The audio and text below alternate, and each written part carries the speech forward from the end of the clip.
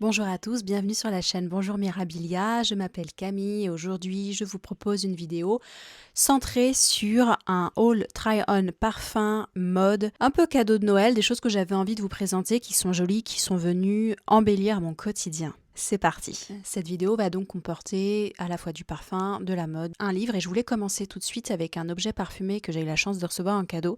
C'est une bougie, une magnifique bougie qui fait concurrence aux maisons comme Trudon ou Diptyque. C'est la maison Artifragrance.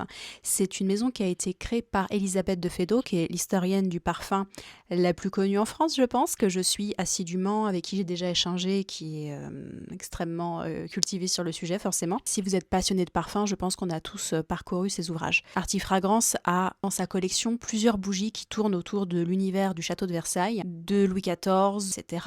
Jardin et bosquet, c'est une évocation du jasmin royal. Donc c'est un très bel objet déjà. Vous voyez, c'est un verre un peu dépoli, couleur gris, transparent, très appréciable. C'est un objet qui est très élégant. C'est un très joli cadeau à faire à quelqu'un si vous en ressentez l'envie ou même pour vous. Et l'odeur est assez incroyable puisque c'est un jasmin qui est légèrement aquatique, qui ne va pas venir vous monter à la tête comme peuvent le faire parfois certains jasmins qui sont trop orientaux. Celui-ci est savamment dosé, je vous en reparlerai dans mes produits terminés, mais je voulais vous la présenter parce que parfois j'ai des demandes d'idées de cadeaux à faire et je trouve que les bougies Artifragrance sont de très très beaux objets. Ensuite, j'ai reçu un cadeau et ça m'a fait rire parce que ça vient d'une personne qui n'était pas fan à la base de la seconde main, du vintage, peut-être en raison de sa jeunesse, mais qui aujourd'hui commence à faire des cadeaux en excellent état, voire neuf, hein, en seconde main. Et moi, j'ai apprécié le geste par rapport à la qualité également de l'objet, ça m'a fait rire et je me suis dit que bah voilà, avec mes trouvailles, moi j'adore faire des cadeaux élégants un peu de seconde main parce que c'est pas parce qu'on l'achète d'occasion que l'objet est forcément abîmé ou qu'il a traîné entre des milliers de mains. Parfois c'est pas du tout le cas. Et là, j'ai reçu en fait une écharpe en cachemire qui est toute neuve. C'est un très beau coloris rouge que je ne possédais pas du tout. Et ça, je suis ravie parce qu'il me semble que je lui avais offert la même en beige. Voilà, donc ça pour cet hiver, c'est super. Et puis bah, forcément, une écharpe en cachemire, ça fait toujours plaisir. Et encore plus quand il y a eu un travail de recherche en seconde main, je l'apprécie encore plus. Alors pour continuer dans la seconde main au niveau de la mode, je vous ai montré sur Instagram, juste avant le Nouvel An, la dernière trouvaille que j'ai faite, qui est en l'occurrence une trouvaille un peu vintage, années 80. D'ailleurs, ça a un peu fait rire mon mari puisque ça lui a rappelé la mode féminine des années 80. Donc je vous mets une incrustation en vidéo pour vous montrer un peu à quoi le vêtement ressemble.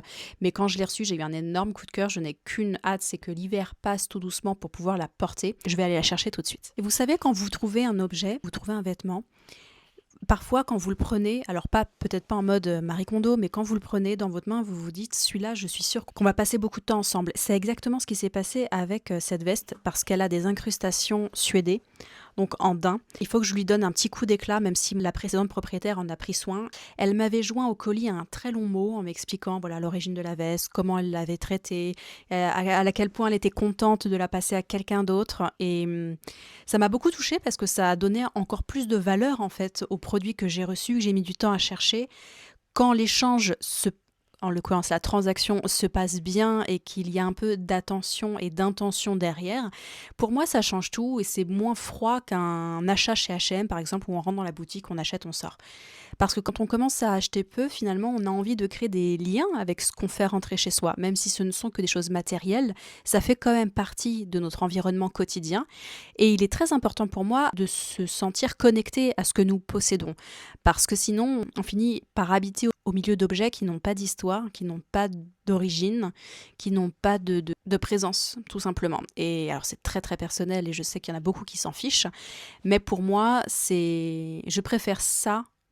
J'ai envie de me connecter aux objets, surtout si elle et moi, on va passer peut-être 10-15 ans ensemble. En tout cas, je nous le souhaite, n'est-ce pas, Madame la Veste? Voilà, donc ça, je voulais vous la présenter. C'est une vidéo qui est un petit peu fourre-tout, mais c'est l'occasion de vous parler aussi un peu de favoris. Ensuite, j'ai eu la chance de recevoir pour Noël un magnifique livre.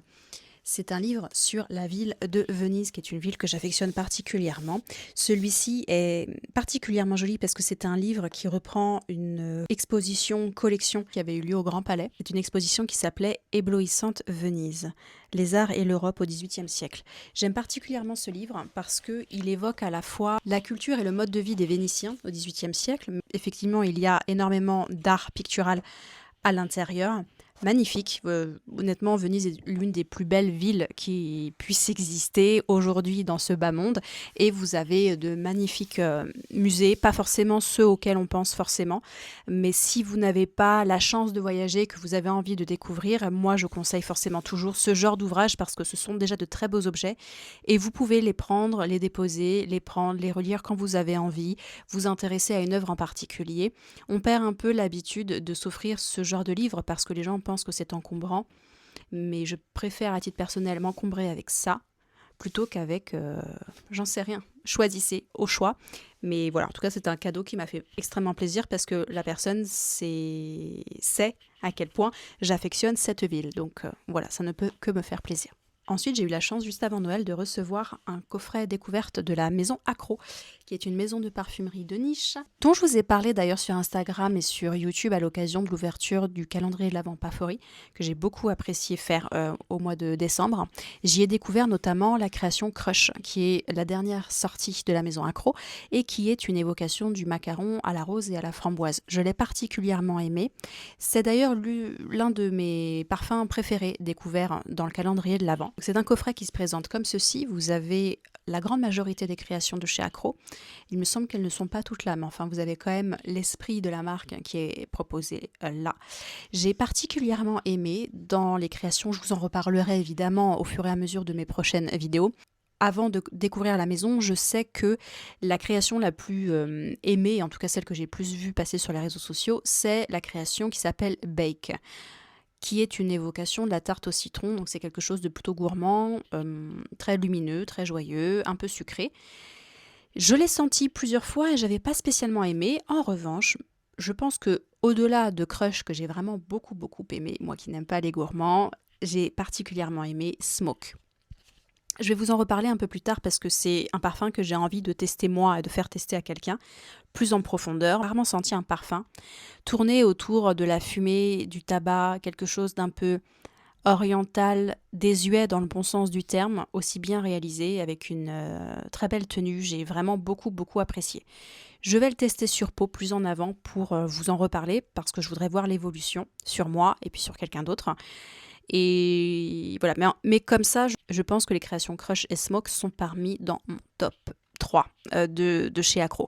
Donc merci encore à la marque de m'avoir proposé l'envoi de ce coffret. Je suis ravie et je vais prendre le temps de le découvrir et de vous en reparler avec sérieux et avec précision, toujours. Voilà ce que je voulais vous présenter dans cette vidéo. N'hésitez pas à partager avec moi vos récents achats ou cadeaux qui vous ont totalement emballé, qui vous ont vraiment fait plaisir. On se retrouve en commentaire pour discuter de tout ça. N'hésitez pas à liker, commenter et booster ma vidéo, ça m'aide énormément avec l'algorithme. Et puis en attendant, prenez soin de vous. On se retrouve bientôt pour une prochaine vidéo. Ciao!